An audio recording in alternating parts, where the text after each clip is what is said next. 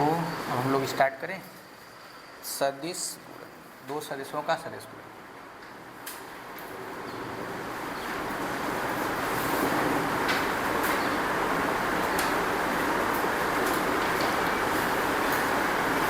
दो सदिशों का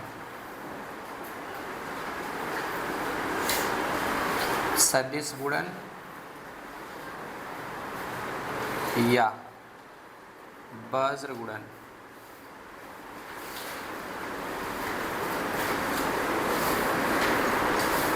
दो सदिशों का सदिश गुणन या वज्र गुणन ना।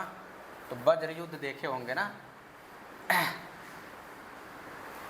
जहाँ देवता और दानव अपना हड्डी वाला अस्त्र शस्त्र फेंकते थे, है कि नहीं? तो वज्र गुणन में कैसे दिखता है? ये इस टाइप का, है कि नहीं? एक वज्र इधर से जाएगा, एक इधर जाएगा, ऐसे लड़ता है, ठीक है। चलो इसे क्या बोलेंगे? Vector product, vector or cross product.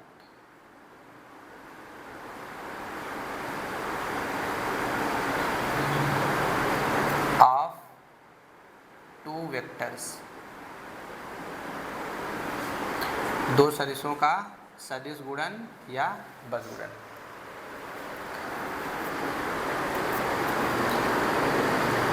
दो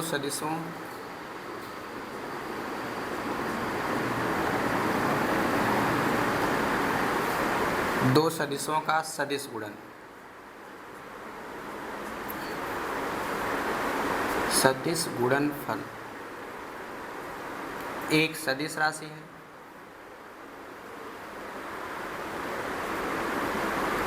दो सदिशों का सदिश गुणनफल एक सदिश राशि। उसमें क्या था? दो सदिशों का अदिश गुणन एक अदिश राशि था। एक सदिश राशि है जो उन दोनों सदिशों के परिमाणों, जो उन दोनों सदिशों के परिमाणों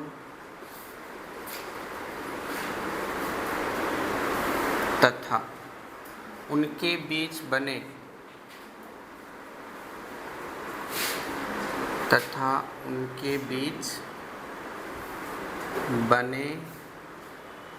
कोण की ज्या यानी साइन या साइन, उनके बीच बने कोण की ज्या के गुणनफल के बराबर होता है। के गुणनफल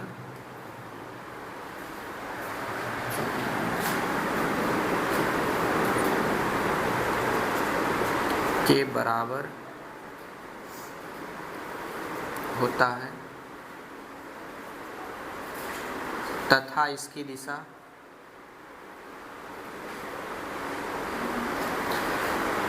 इन दोनों सदिशों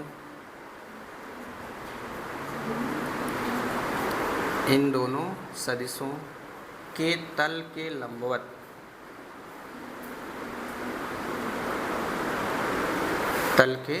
लंबवत इकाई सदिश की ओर होती है।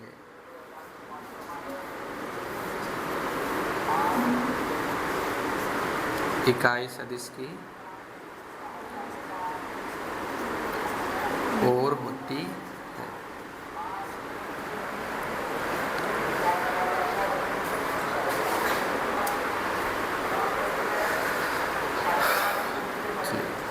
इसकी दिशा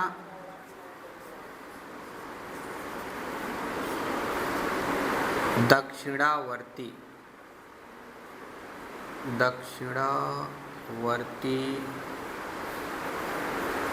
पेंच के नियम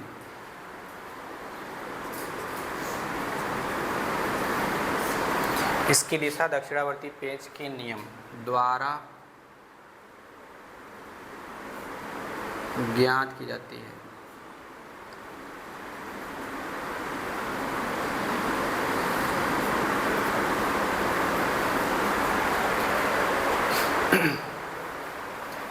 तो दो सदिशों का सदिश गुणनफल एक सदिश राशि है ना। अब सदिश राशि कैसे पता करेंगे? तो उसमें आई जे के या फिर वेक्टर लगा होगा। हाँ हाँ, एक राशि है। यही करके हंस रहे थे। का सदिश गुणन एक सदिश राशि है।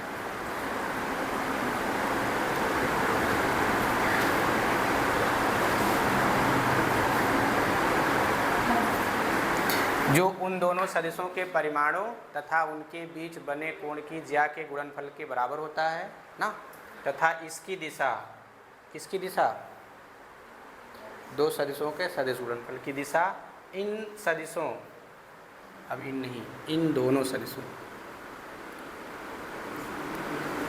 इन दोनों सदिशों के तल के लंबवत इकाई सदिश की ओर होती है ना। अब इसकी दिशा कैसे ज्ञात करेंगे, राइट हैंडेड स्क्रू लॉ द्वारा ज्ञात किया जाता है, दक्षिणावर्ती पेच का नियम। चलिए, यदि सदिश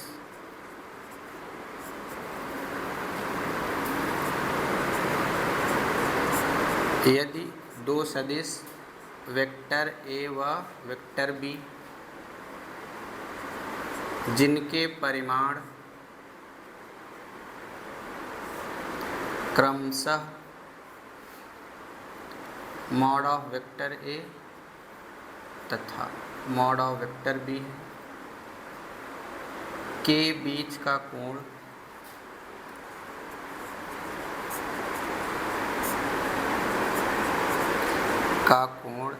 थीटा हो तो, के बीच का कोण थीटा हो तो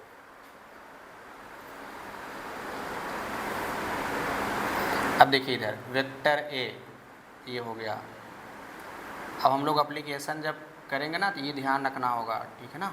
ये तो दक्षिणावर्ती पेंच का नियम या फिर अंगूठे के नियम से भी निकालते हैं ना। तो क्या करना है, वेक्टर ए की तरफ अपनी सारी उंगलियों को कर्ल करना है ना और फैलाना है।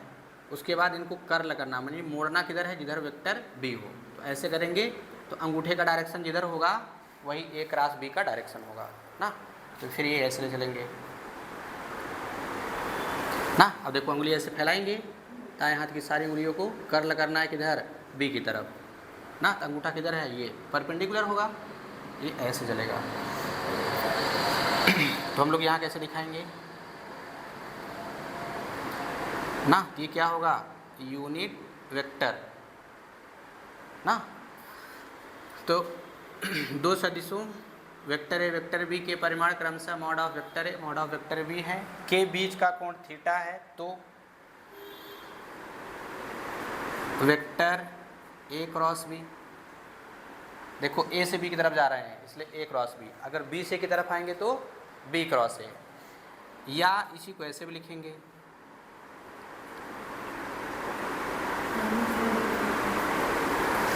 ना।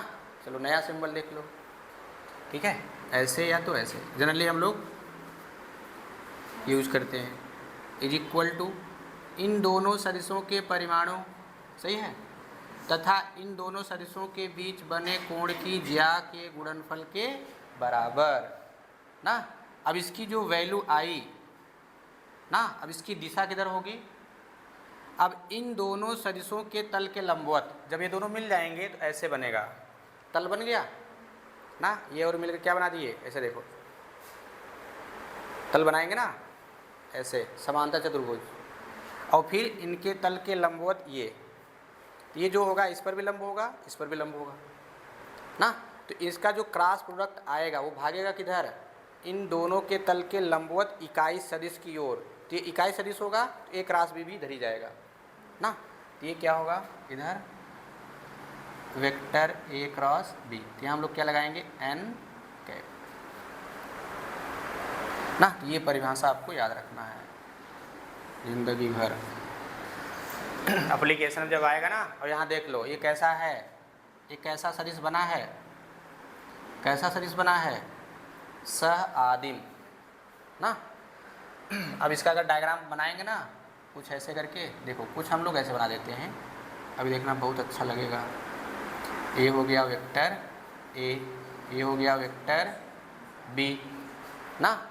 अब इन दोनों के तल के लंबवत ऐसे होगा, इधर देखिए ऐसे तो हम लोग ऐसे खींच नहीं पाएंगे, बोलेंगे खींच लिए देखो, नहीं दिखेगा ना, तो मन की आंखों से देखना होगा। तो हम लोग क्या करेंगे, इधर खींचेंगे ऐसे। तो ये है कौन, वेक्टर ए क्रॉस बी ना। अब इसको क्या कह दीजिए, रचना। कुछ गड़बड़ हो गई, ये ऐसे कर देते हैं।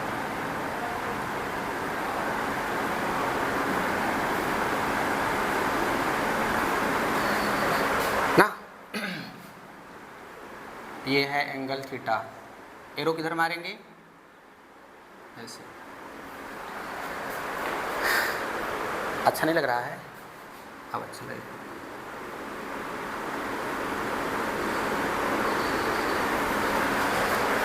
अब ये फील करो क्या बन गया है ना।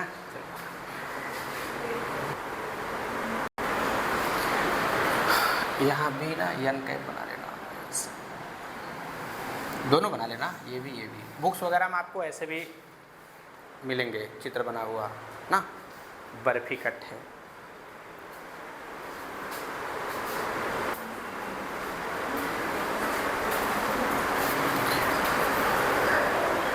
ये जो दक्षिणावर्ती पेंच का नियम है, इसी के अनुसार हम लोग निकालेंगे। और जस्ट इसके अपोजिट अगर मूव कराएं तो डायरेक्शन क्या हो जाएगा, नेगेटिव ना। तो दो सदिशों का सदिश गुणन कहिए या वज्र गुणन, अंग्रेजी में क्या बोलेंगे, क्रॉस प्रोडक्ट। तो क्रॉस प्रोडक्ट का सिंबल क्या है, ये। डॉट प्रोडक्ट में क्या था ना।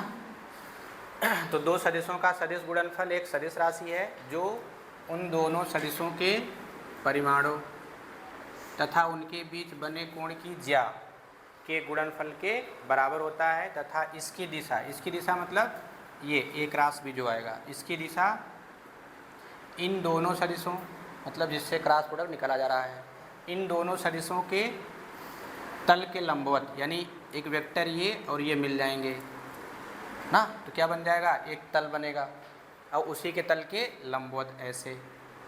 तो जिधर यन कैप भागेगा उधर ही किधर, उधर ही एक क्रॉस बी जाएगा ना। अगर ये इधर जाएगा ना तो पॉजिटिव होगा, अगर अंदर गया फिर निगेटिव होगा। तो अंदर जाएगा तो फिर डायग्राम में कैसे दिखाएंगे, ये ऐसे, ये हो जाएगा ना। अभी नहीं दिखाना, आगे यहाँ थोड़ा दिखा लेना ना। इसलिए दो सदिशों के सदिश गुणनफल,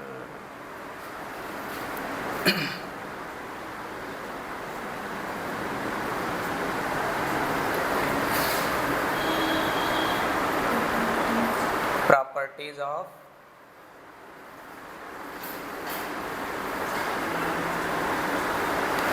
vector are cross product of two vectors। अब उसमें आपने क्या क्या पढ़ रखा था, क्रम विनिमय नियम, सहचर नियम, वितरण नियम, ढेर सारा पढ़े थे ना।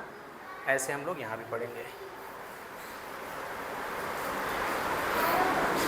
तो फर्स्ट है क्रम विनिमय नियम।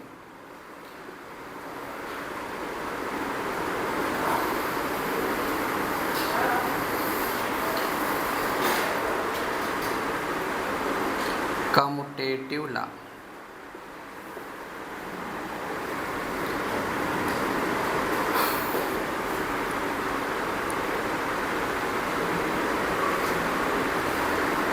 यदि सदिश वेक्टर ए व वेक्टर बी के बीच का कोण थीटा हो तो सदिश गुणन की परिभाषा से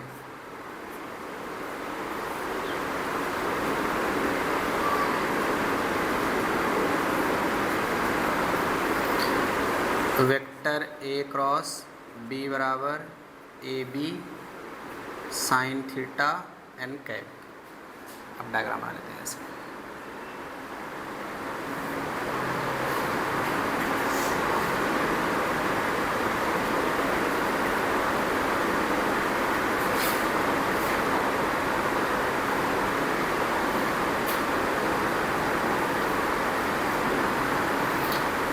ना हमने इसका नाम दे दिया N1 कैप दे देते हैं, चलेगा ना।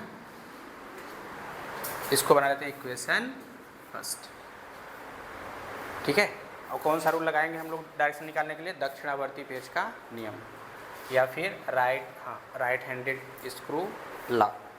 तो फिर क्या करने के, अपनी उंगली फैलाएंगे वेक्टर ए की तरफ और इन उंगलियों को वेक्टर बी की तरफ कर्ल करेंगे, मोड़ेंगे ऐसे। अंगूठे का डायरेक्शन इधर होगा, उधर ही ए क्रॉस बी का डायरेक्शन होगा ना। अब क्या किया जाए, इनका जो क्रम है उसको बदल दिया जाए ना, वेक्टर बी और ए को।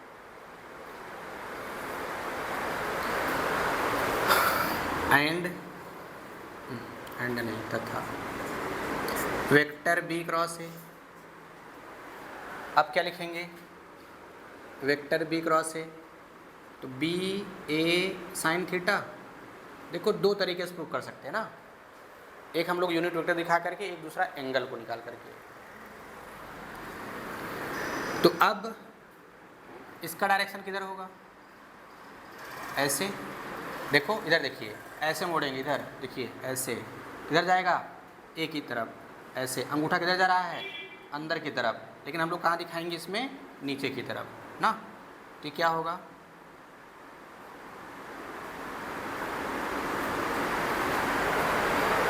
ठीक है, तो यहाँ क्या मिल जाएगा?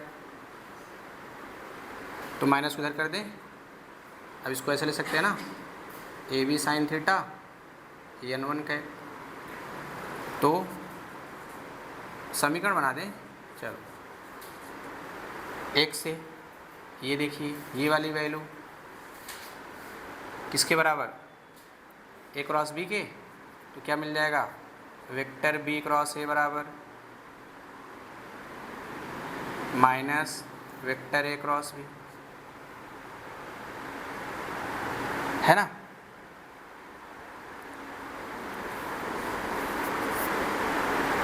अर्थात क्या B cross A cross B बराबर हुआ? B cross A cross B के बराबर हुआ? नहीं ना। तो क्या कह सकते हैं? अर्थात सदिशों, दो सदिशों का सदिश गुणनफल, दो सदिशों का सदिश गुणनफल सामान्य रूप में, गड़बड़ लिख रहा हूँ, अर्थात सामान्य रूप में दो सदिशों का सदिश गुणनफल क्रम विनिमय नियम का पालन नहीं करता है ना। अर्थात vector A cross B not equal to vector B cross A. अगर आप लिखना चाहेंगे तो फिर ठीक है ना, तो चाहे ऐसे पूरा माइनस लगा के लिखिए या तो फिर माइनस ए क्रॉस बी लिख दो। समझ में आ गया? तो सामान्य रूप में दो सदिशों का सदिश गुणनफल क्रम विनिमय नियम का पालन नहीं करता है, लेकिन अदिश गुणनफल पालन करता है। ठीक है,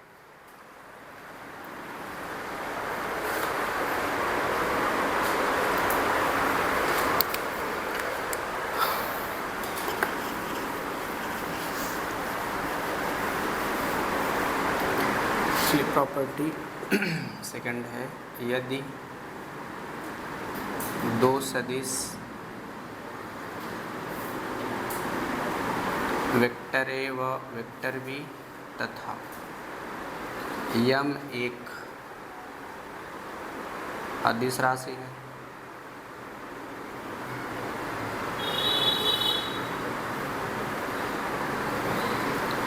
तो यम वेक्टर ए क्रॉस बी, जैसे हम लोग अदिश प्रोडक्ट में पढ़े थे ना, अदिश गुणन में, वैसे ही। तो यहाँ हम लोग क्या लिखेंगे? यम ए वेक्टर क्रॉस बी वेक्टर, या फिर क्या लिखेंगे? ए vector cross M B vector. Same logic है। थर्ड है, यदि दो सदिश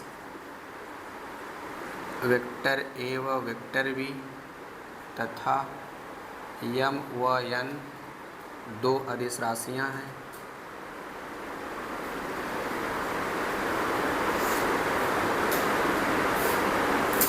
दो अदिश राशियां हैं तो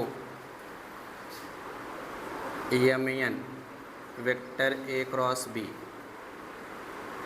लिख सकते हैं यमयन ए वेक्टर क्रॉस बी वेक्टर बराबर ए वेक्टर क्रॉस यमयन बी वेक्टर या लिख सकते हैं यम ए वेक्टर क्रॉस यन बी वेक्टर ना। या कैसे लिख सकते हैं यन ए vector cross M B vector लिख सकते हैं ना। अब जहाँ जैसे ज़रूरत पड़ेगा हम लोग उसको यूज़ करेंगे क्वेश्चन के अकॉर्डिंग, है ना। डाट में भी तो ऐसे ही था, इसे मिटाएं।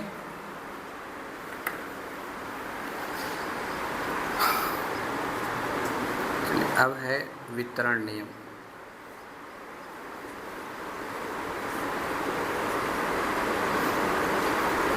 Distribution law.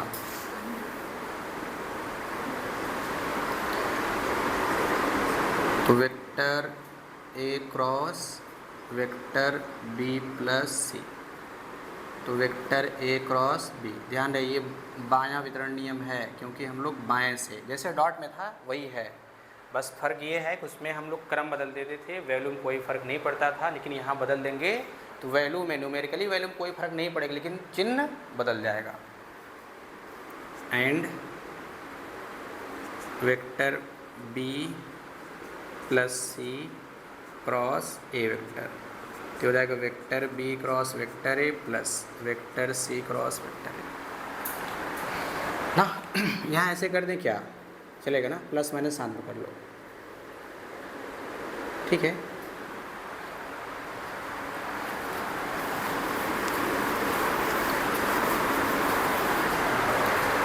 प्रॉपर्टी नंबर 5,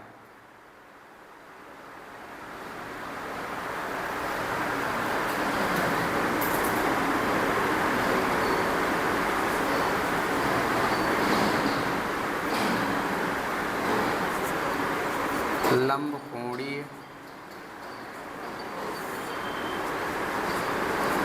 एकक सदिशों का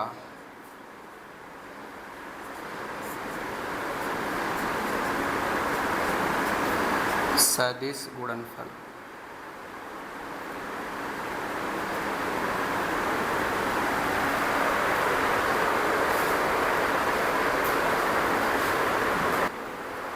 चलिए अब लंबकोणीय एकक सदिशों का सदिश गुणन निकालना है। मिटा दें पूरा वितरण नियम ये।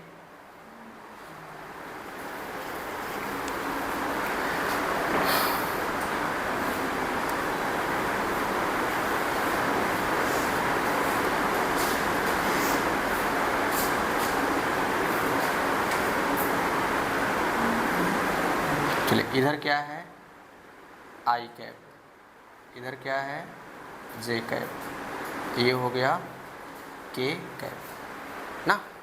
अब इनका हम लोग क्या निकालना है सदिश गुणन ना। तो पहले हम लोग किसका निकालते हैं आई क्रॉस जे का। अब परिभाषा लगाइए यहाँ से ना, परिभाषा तो क्या लिखेंगे इनके परिमाणों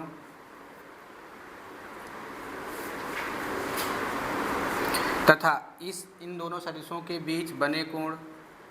बताओ आई जे के बीच कोण कितना है, पहले समझ लीजिए तब लिखिएगा ना। हम लोग निकाल रहे हैं यहाँ पे क्या लंबकोणीय एकक सदिशों का सदिश गुणन अर्थात क्रॉस गुणन, यानी आई का जे से क्रॉस, आई का के से क्रॉस, जे का के से क्रॉस, ऐसे ना। तो परिभाषा लगाइए, जब कभी क्रॉस आए कुछ ना पता हो सीधा परिभाषा लगाओ।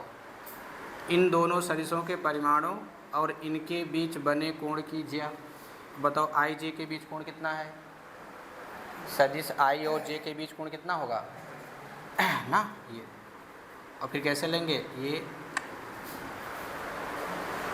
ना, उस साइड में हमेशा क्या करना है राइट हैंडेड स्क्रू लॉ ना, दक्षिणावर्ती प्रेस का नियम, ठीक है ना। कहने का मतलब एंटी क्लॉकवाइज में ऐसे लेंगे ना, घड़ी तो ऐसे घूमती है सुई, उसकी घड़ी नहीं घड़ी की सुई ना, और उसकी ऐसे करेंगे तो फिर एंटी क्लॉकवाइज हो जाएगा। तो एंगल कितना बना 90, तो ए बी और ये हो गया। फिर क्या होता है, इसकी दिशा इन दोनों सदिशों के तल के लंबवत इकाई सदिश की ओर। तो बताओ इनके लंबवत कौन है, इनके लंबवत कौन होगा ना, ये देखो ना। अब ऐसे किधर आएगा आपके साइड में, तो कैसा होगा ये पॉजिटिव इकाई सदिश है ना। है समझ में, इसकी वैल्यू कितनी, तो कितना आ गया,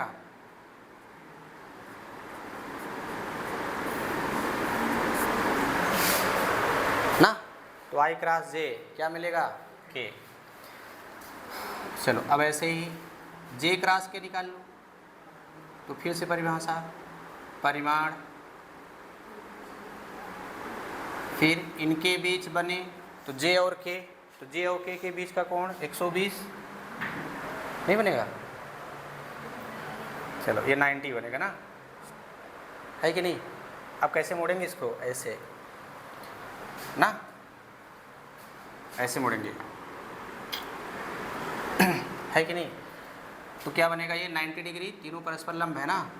अच्छा इन दोनों पर, इन दोनों सदिशों से जो तल बनेगा, अब कहेंगे इसमें तल कहाँ बन रहा है कि नहीं। ये देखो ऐसे बनाइए,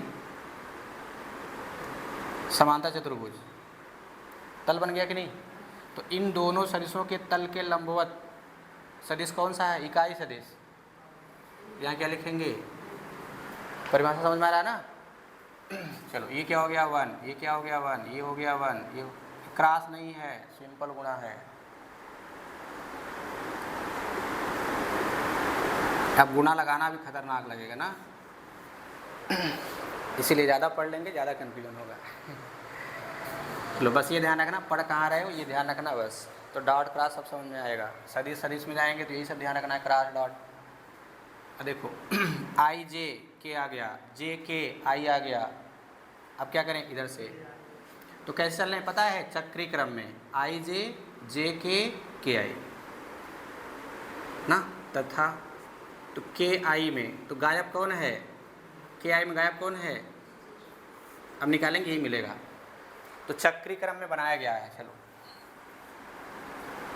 चाहे जैसे बना लेना, हमने यहाँ आई ले लिया, इधर हमने जे ले लिया, इधर क्या ले लिया के। तो आई का गुणा जे में ना, इधर देखिए आई का गुणा जे में तो क्या आएगा के, जे का गुणा के में तो कौन आएगा, के का गुणा आई में तो कौन आएगा। अब ऐसे चलिए उल्टा, अब यहाँ क्लास एंटी क्लास मतलब नहीं है, ठीक है ना। अब उल्टा करेंगे तब, तो जे का गुणा आई में, इसका डायरेक्शन उल्टा हो जाएगा, तो क्या मिलेगा। अच्छा देखो अभी आपने क्या पढ़ा था कि vector A cross B is equal to vector B cross A होगा अगर, ना समझिए कि नहीं। तो क्रम बदल देंगे तो चिन्ह क्या होगा, बदल जाएगा, यानी के क्रॉस जे, यहाँ लिखिए। अच्छा जे क्रॉस आई क्या आएगा माइनस के, क्रम बदल गया ना। क्रम बदलने से वैल्यू नहीं बदलती, लेकिन दिशा डॉट प्रोडक्ट में ऐसा नहीं था। अब क्या लिख दें, के जे तो क्या आएगा माइनस आई ना, एंड आई के क्या आएगा माइनस, ठीक है। ऐसा हो गया। इसमें हम लोग ना नंबर 1 लेंगे इसको, इसमें भी नंबर, चलो ये बना दिए, ऐसे मिल गए। अब इसी में दूसरा पार्ट, अब कहा जाए आई क्रॉस आई, खुद का खुद से, जैसे उसमें खुद का खुद से डॉट प्रोडक्ट किए थे, vector A dot vector A क्या आया था, ए स्क्वायर या मॉड ए स्क्वायर आया था कि नहीं। इसमें क्या होगा, डिफिनीशन लगाइए, जहाँ ना समझ में आए क्या करना है, डिफिनीशन। तो बताओ आई आई के बीच एंगल आई कितना कोण बनाएगा, 0। अब इस पर परपेंडिकुलर कौन है, इस पे परपेंडिकुलर कौन है, जे भी है और के भी है कि नहीं, का रखोगे पता नहीं ना, चलो एन क्या पे रख दें। जैसे इस पर लंब कौन है, जे भी है, इस पर लंब कौन है, के भी है कि नहीं, तो कोई भी रख सकते हैं। तो हम लोग उसके जनरलाइज करके क्या रख दिए, एन कैप, जो डिफिनीशन ही था। अच्छा, ये वैल्यू क्या देगा 1, ये वैल्यू क्या देगा 1, ये वैल्यू क्या देगा 0, गुणा करेंगे सब क्या हो जाएगा 1 0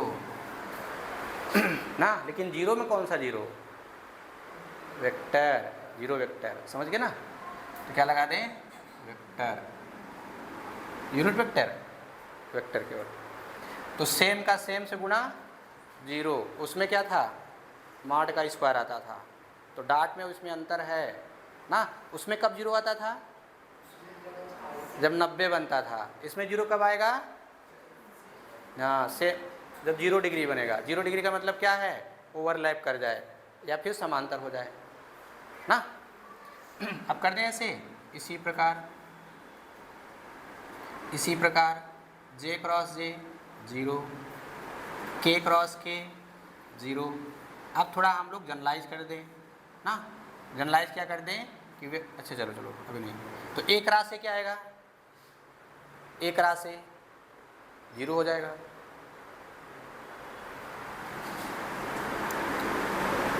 वेक्टर ए क्रॉस ए बनाइए, mod of vector A, mod of vector A, angle क्या होगा, खुद के सदिशों के बीच एंगल 0। यहाँ क्या लगाएंगे हम लोग n कैप ना, इसकी ये क्या हो जाएगा 0, ये क्या हो गया ये। तो खुद का खुद से क्रॉस प्रोडक्ट क्या मिलेगा ना। सबको नींद आ रही है, जमाई आने लगा। चलो अब बस करते हैं ना, अब कल देखिएगा।